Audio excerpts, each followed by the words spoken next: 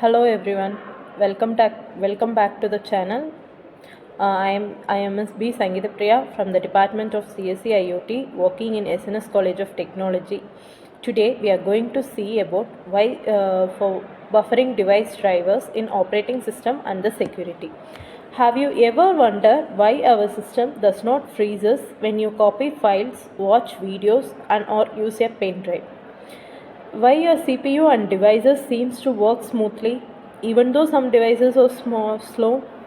The secret lies in buffering. Today we are going to understand an important operating system concept, buffering in device driver, explained clearly, simply and with real life examples. By the end of this video you will be clearly understanding what is buffer, why it's needed, types of buffer, advantage and the limitation. Now let's see what is buffer. Buffering is a small area of memory used to store the data temporarily, act as a bridge between the slow devices and the fast CPU. Example, CPU works very fast, devices like hardware disk, pen drive, keyboard, networks are slow. Because of this speed mismatch, the CPU may have to wait. Buffering solves this problem by storing the data temporarily so both can work independently. Think of water tank. Water comes slowly from the tap. You use water quickly. The tank stores the water so supply and usage stays smooth. Why buffering is needed in device drivers? The device drivers are responsible for communication between the hardware device and the operating system. What are all the problems we will be facing without using the buffering? CPU waits for slow device, wasted CPU time and poor system performance. With buffer, the data transfer will be smoothly handled, reduces the waiting time, better system performance. So next we can see what are all the types that we are seeing. What are all types we have in the buffer?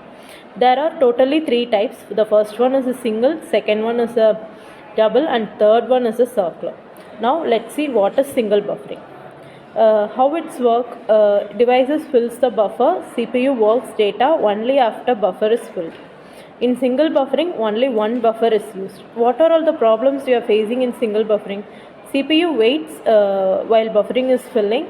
Devices waits while CPU is processing. Result, more waiting time, simple but not very efficient. The next one is double buffering. It has 2 buffers. How it works? One buffer is filled by device. At the same time, CPU processes the data from the other buffer.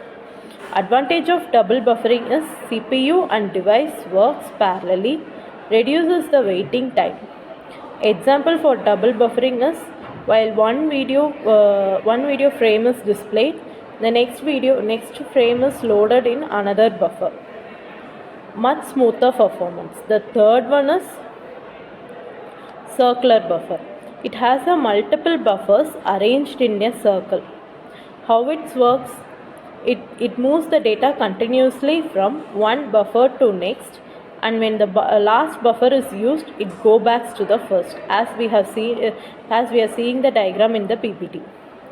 The circular buffer is best suited for continuous data streams, audio, video, network communication. It is the most efficient buffering technique. How buffering works?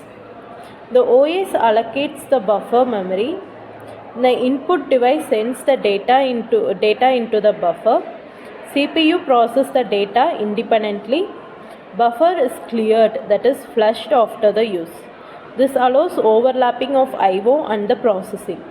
As we have mentioned in this diagram, first the OS will be allocating the buffer memory, and next input device will be sending the data to the buffer, and it will be stored, and the data will be managed in buffer management, and next the data is processed and then relieved. The buffer is flushed, so no other informations will be available in the buffer. The next one is the advantages and the disadvantages for using the buffer. Advantages is it reduces the waiting time, improves the CPU utilization, smooth I/O operations, better overall system performance. The disadvantages is requires extra memory, buffer overflow risk, space wastage is buffer size is increased. That is incorrect. So the conclusion of this video is buffering is essential for efficient data device communication. It solves the speed mismatch between the CPU and device. Single, double and circular buffer serves different needs. Proper buffering improves the performance significantly. Without buffering, modern operating system could be slow and insufficient. Hope you all enjoyed this video. Thank you.